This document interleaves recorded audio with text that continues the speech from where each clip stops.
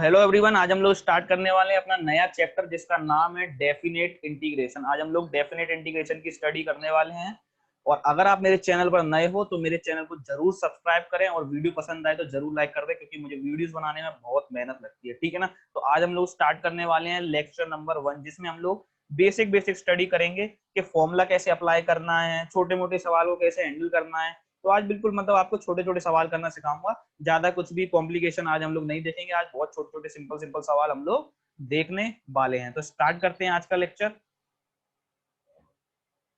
सबसे पहले इंट्रो में थोड़ा देख लेते हैं, समझ लेते हैं डेफिनेट इंटीग्रेशन के सवाल कैसे दिखते हैं, इनडेफिनेट से क्या डिफरेंस होता है। ठीक है ना बच्चों।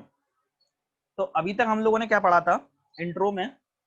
इंट्रो में देखते हैं हम। अभी तक हम लोगों ने पढ़ा था कि कुछ इस तरीके के सवाल दिखते थे हमको, है ना। कुछ इस तरीके का इंटीग्रेशन दिखता था हमको। अब हमको इस तरीके का ना देखकर हमको इस तरीके का दिखेगा, ए से लेके बी। अब ये कुछ आपको लिमिट दिखेंगी, ठीक है ना। ये आपको कुछ ऐसे वैल्यू दिखेंगे। इसे हम कहते हैं बच्चों अपर लिमिट।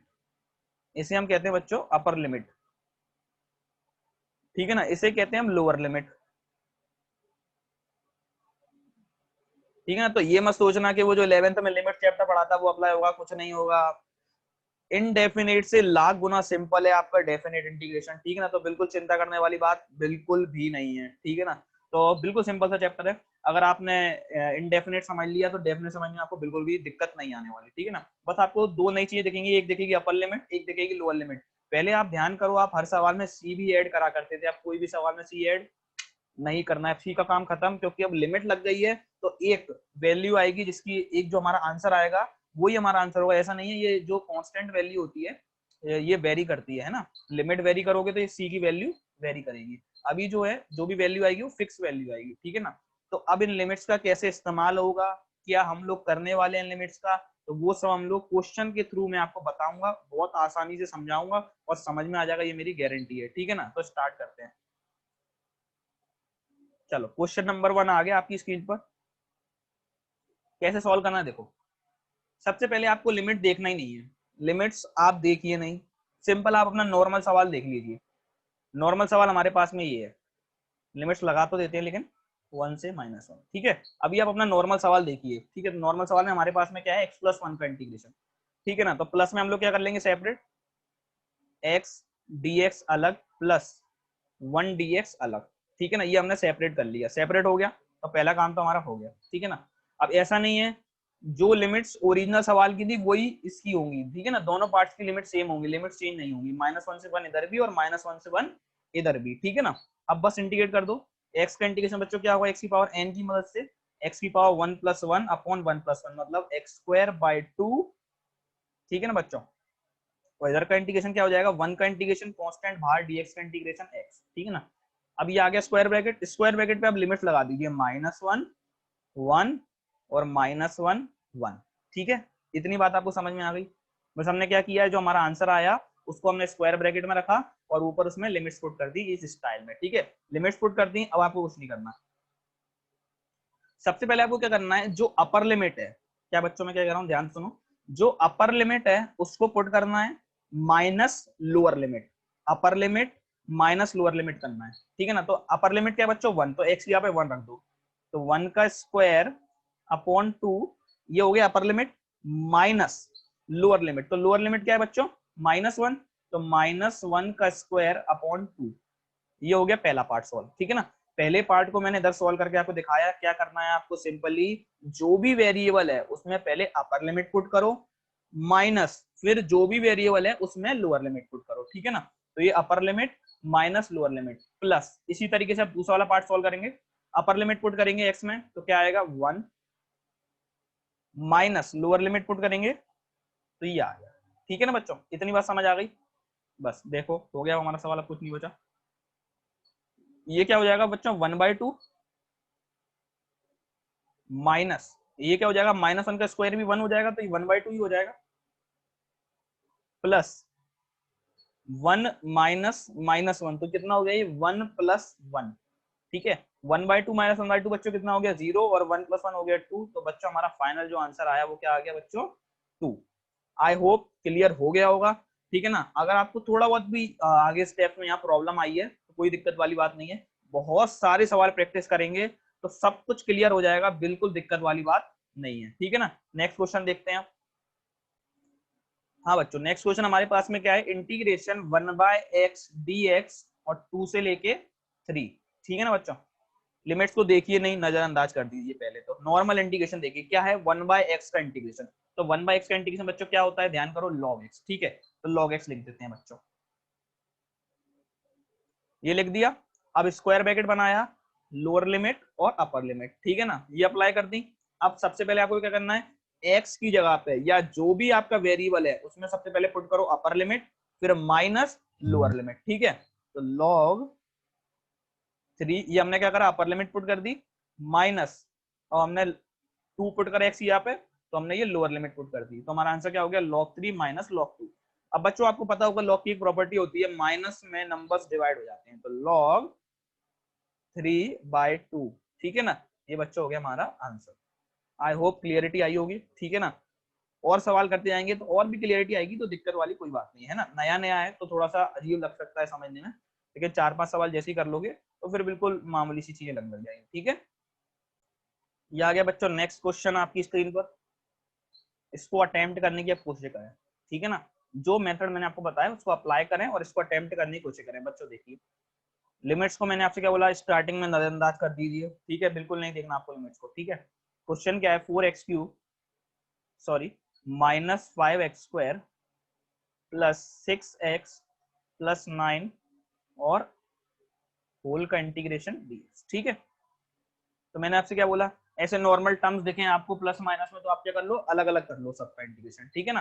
तो देखो, इंटीग्रेशन 4x³ अलग, माइनस माइनस मैंने बाहर निकाल दिया, 5x² dx इंटीग्रेशन अलग, प्लस इंटीग्रेशन 6x dx अलग, प्लस इंटीग्रेशन 9 dx अलग, ठीक है ना बच्चों। मैंने क्या बोला, सबकी लिमिट सेम रहेगी, लिमिट चेंज नहीं होती है।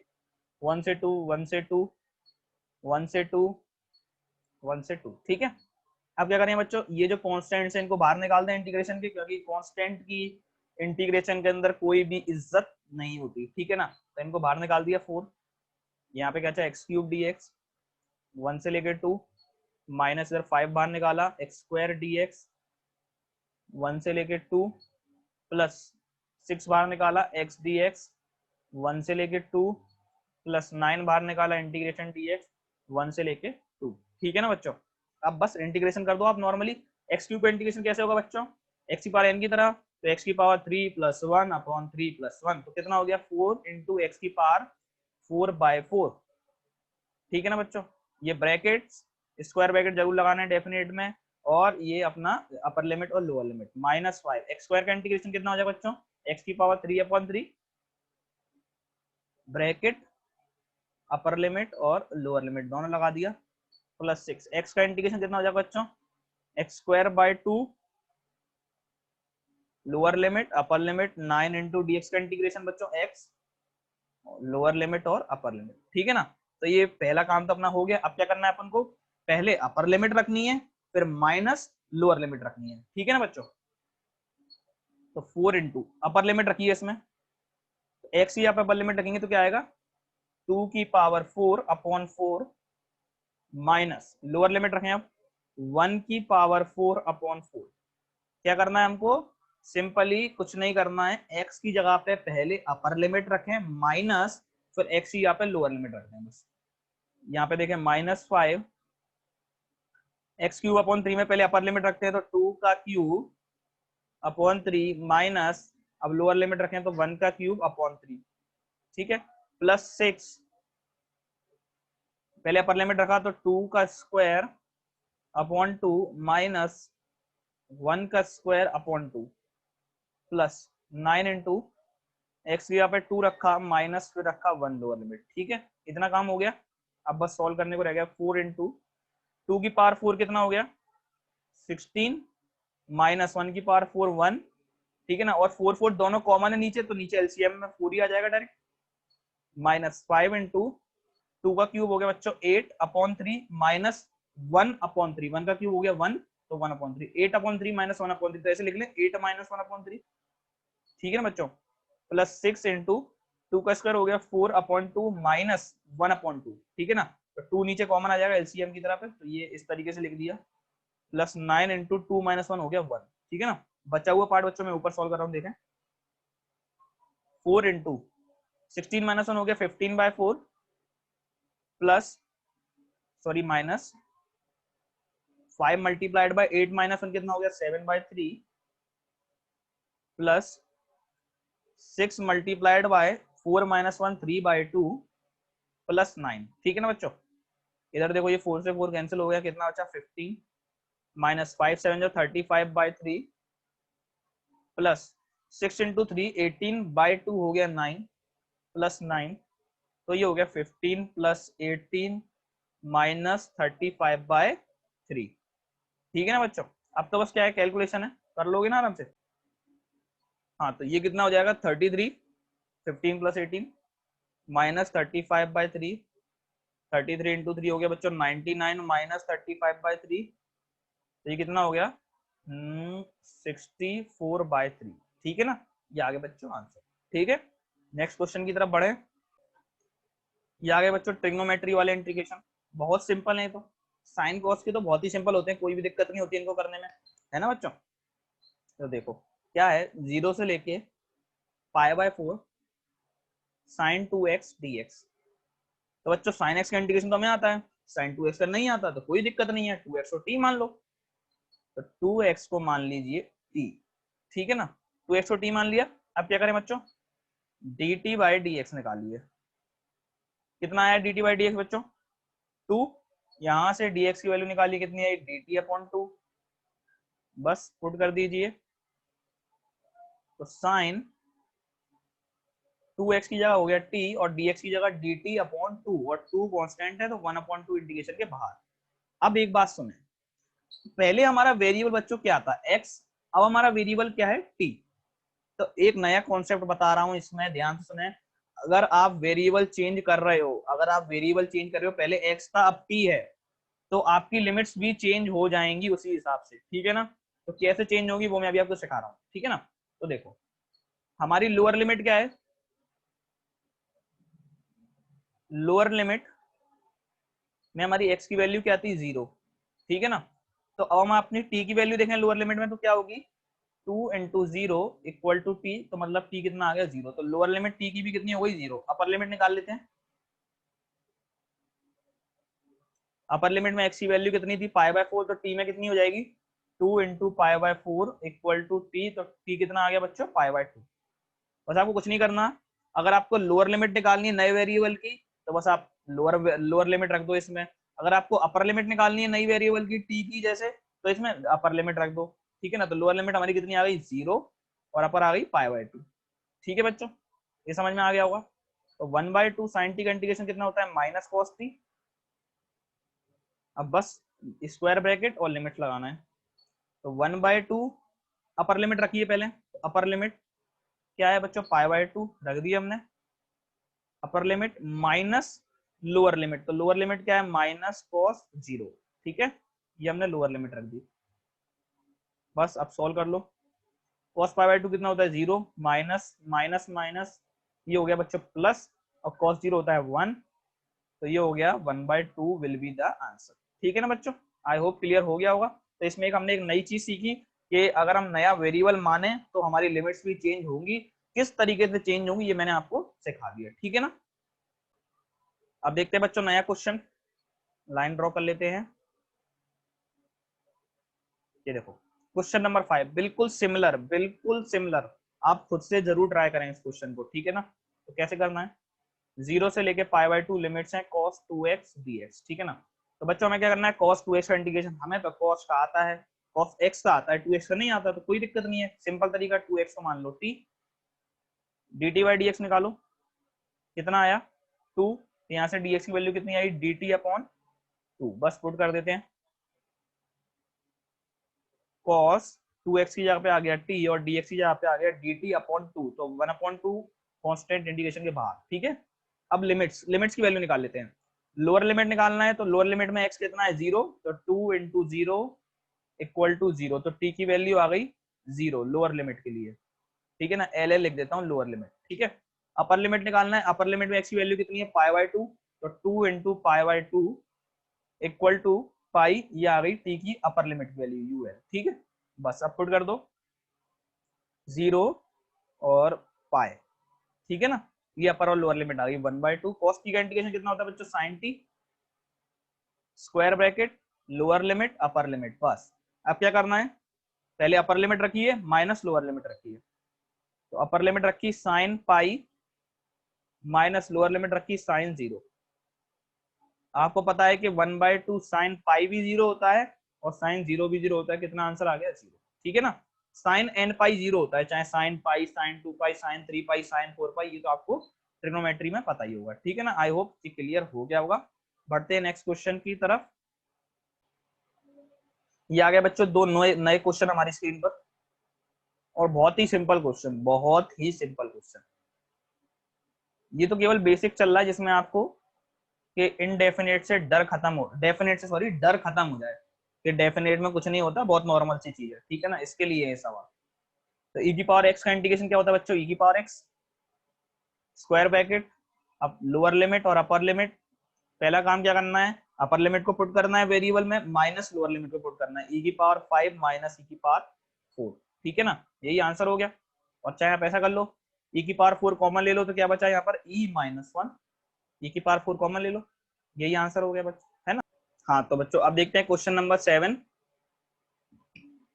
इंटीग्रेशन 10x dx 0 से लेके π/4।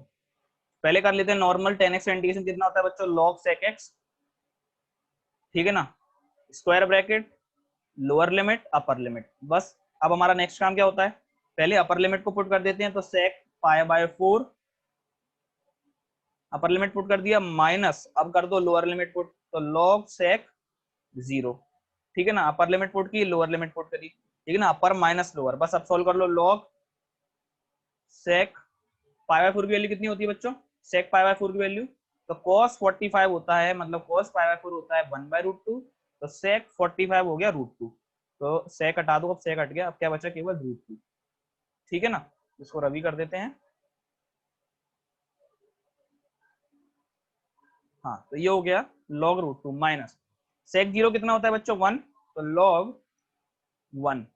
अब आपको पता होगा कि log 1 की वैल्यू कितनी होती है 0 माइनस log √2, √2 को लिख लें 2 की पावर 1/2, ठीक है ना। अब log की आपको एक प्रॉपर्टी बताओगे, पावर को सामने निकाल देता है, तो ये 1/2 सामने आ गया log 2, तो यही बच्चों हमारा हो गया आंसर। आई होप क्लियर हो गया होगा। ये आगे बच्चों नेक्स्ट क्वेश्चन आपकी स्क्रीन पर, जिसमें आपको करना है cosec x का इंटीग्रेशन, और लिमिट दे रखी है आपको π/6 मतलब 30 से लेके π/4 तक, ठीक है ना। बहुत ही नॉर्मल तरीके से इंटीग्रेशन कर लीजिए। log cosec x का इंटीग्रेशन मैंने आपको क्या सिखाया बच्चों, log cosec x minus cot x, ये मैंने आपको इंटीग्रेशन सिखा रखा है log का। ये मोड लगा देते हैं, मोड इसलिए लगाते हैं log के अंदर कहीं अगर नेगेटिव वैल्यू आएगी तो हम उसको पॉजिटिव कर देंगे, ठीक है ना। तो हमें क्या पता है cosec x का इंटीग्रेशन कितना होता है बच्चों, log cosec x minus cot x। अब लगाइए स्क्वायर ब्रैकेट लोअर लिमिट π/6 और अपर लिमिट π/4, ठीक है ना बच्चों। अब क्या करना है अपन को, पहले अपन लोग रखेंगे अपर लिमिट, फिर रखेंगे लोअर लिमिट, ठीक है ना, और दोनों को माइनस कर देंगे। तो पहले अपर लिमिट रखते हैं, तो log x की जगह पे अपर लिमिट रख देते हैं π/4, कितना हो जाएगा cosec π/4 माइनस cot π/4। ये तो बच्चों हमने अपर लिमिट लगा दी माइनस, अब लगाएंगे हम लोग लोअर लिमिट, तो क्या होगा log cosec π/6 माइनस cot π/6, ठीक है ना। ये बच्चों हमने लगा दी लोअर लिमिट, ठीक है ना, और हमने दोनों को सब्ट्रैक्ट कर दिया, अपर माइनस लोअर। अब वैल्यूज निकाल लेते हैं। log cosec π/4 मतलब sin π/4 क्या हुआ करता था 1/√2, तो cosec क्या हो जाएगा √2 माइनस tan π/4 क्या हुआ करता था 1, तो cot π/4 भी 1 माइनस log cosec 30 sin 30 कितना होता था 1/2, तो cosec 30 हो गया 2 माइनस cot π/6 मतलब tan 30 निकाल लो 1/√3, तो cot 30 हो गया √3।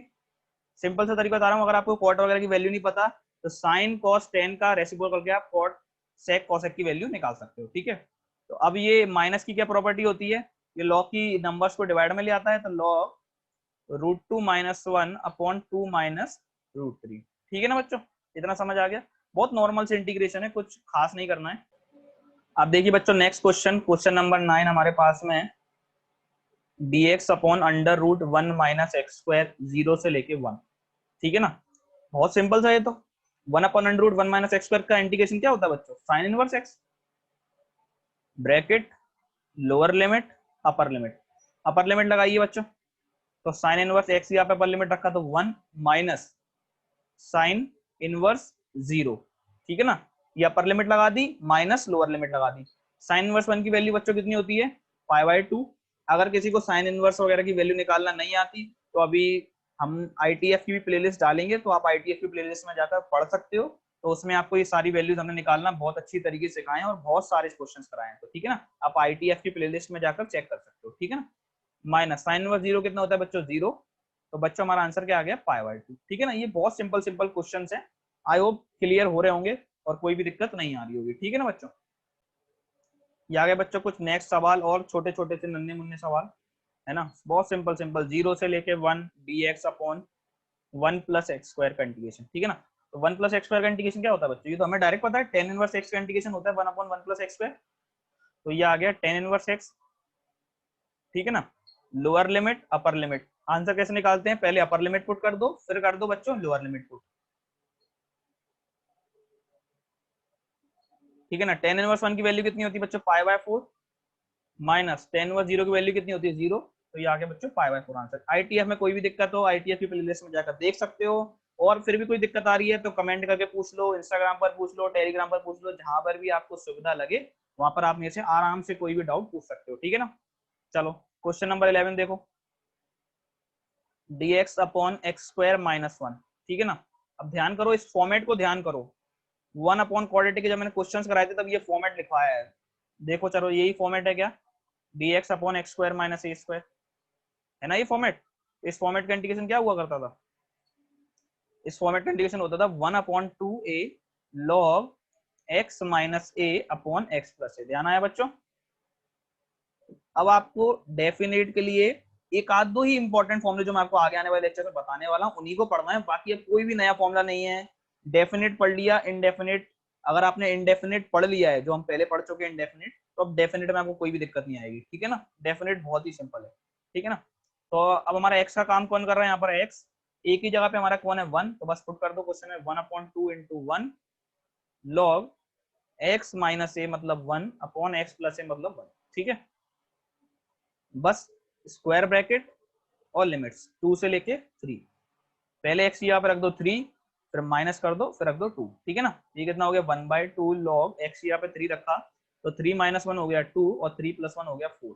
ठीक है ना, माइनस 1/2 लॉग, अब एक्स यहाँ पे रखो बच्चों 2, तो 2 माइनस 1 हो गया 1 और 2 प्लस 1 हो गया 3। ठीक है ना, बस कुछ नहीं करना आपको, वेरिएबल की जगह पे पहले अपर लिमिट रखनी है माइनस फिर लोअर लिमिट रखनी है। ठीक है, तो 1/2 लॉग 2/4 कितना हो गया 1/2 माइनस 1/2 लॉग 1/3। अब क्या करेंगे बच्चों, 1/2 कॉमन निकाल लेते हैं, तो क्या हो गया लॉग 1/2 माइनस लॉग 1/3। ठीक है ना बच्चों, अब जो लॉग की प्रॉपर्टी मैं आपसे बार बार कह रहा हूं, अगर दो लॉग प्लस में है तो नंबर्स मल्टीप्लाई हो जाते हैं, दो लॉग माइनस में है तो नंबर्स डिवाइड हो जाते हैं। ठीक है ना, तो बस कितना आंसर हो जाएगा 1/2 लॉग 1/2 अपॉन 1/3। ठीक है ना, 1/2 लॉग 3 ऊपर जाएगा 2 नीचे आएगा 3/2। ये हो गया बच्चों हमारा आंसर। ठीक है ना, आई होप क्लियर हो गया होगा। अगर आपको लॉग में कोई भी दिक्कत आने वाली है तो कोई दिक्कत मत लो। ठीक है ना, लॉग की भी मैं आपके लिए वीडियोस बनाने वाला हूँ, बस अगर आपको लॉग की वीडियो चाहिए तो आप कमेंट में भी बताओ कि मेरे को लॉग की वीडियो चाहिए, जो भी टॉपिक की आपको वीडियो चाहिए कमेंट में मुझे जरूर बताएं। कोई भी आप इंस्टाग्राम पर बता सकते हैं, टेलीग्राम पर बता सकते हैं। तो अगर मेरे को लगेगा ज्यादा कमेंट आ रहे हैं उस चीज की, ज्यादा रिक्वायरमेंट है, तो मैं उस पर जरूर वीडियो बनाऊंगा। और कोई भी डाउट अगर हो तो जरूर बेझिझक होकर जरूर आप मेरे से पूछ सकते हो, टेलीग्राम पर, इंस्टाग्राम पर, जहां पर भी आपको पूछना है आप आराम से पूछ सकते हो। कमेंट सेक्शन में भी पूछ सकते हो आप मेरे से। अगर वीडियो पसंद आए तो लाइक करना और चैनल को जरूर सब्सक्राइब कर देना अगर अभी तक सब्सक्राइब नहीं किया है। Thank you, bye.